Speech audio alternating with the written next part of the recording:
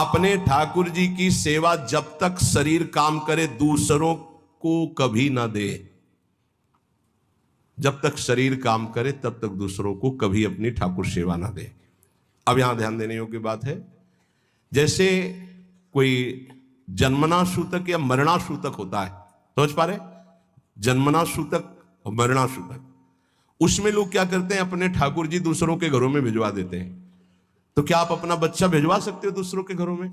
नहीं भिजवा सकते। फिर आप दूसरों के घर में ही जाके पाइएगा 13 दिन। वहां ठाकुर जी पा रहे हैं और तुम अपने घर में पा सकते हो क्या? क्योंकि बिना ठाकुर जी का भोग लगाए तो हम पा नहीं सकते। तो हम वो सिद्धांत मानेंगे जिससे हमारी श्री जी की सेवा कदापि न रुके।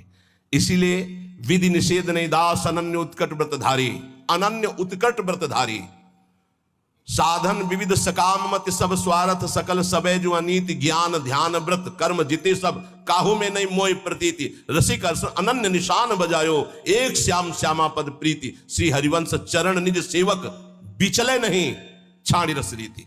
ये हमारी रस रीति है कि हम आठों पहर श्री जी को दुलार करेंगे, कोई जन्मे या पधारे, हमारी सेवा में कोई फर्क नहीं पड़ने वाला। हम दूसरों के यहां हुए 13 उत्सव में अब भोग नहीं लगाएंगे, लेकिन हम अपने घर में अगर कोई जन्मता है पधारता है उस पर कोई फर्क नहीं पड़ेगा। हमारी श्री जी की सेवा यथावत चलेगी, जन्मना सूतक में भी मरणा सूतक में। वो हमारे प्राण प्यारे हैं, हम बिना जल पिलाए जल नहीं पी सकते, बिना भोग लगाए भोग नहीं पा सकते, बिना से उनको शयन कराए हम शयन नहीं कर सकते। ये पद्धति वैष्णव वही जिसके घर में ठाकुर सेवा हो। और तीसरी बात, जब तक हमारे शरीर में दम है तो हमारी ठाकुर सेवा कोई और नहीं कर सकता।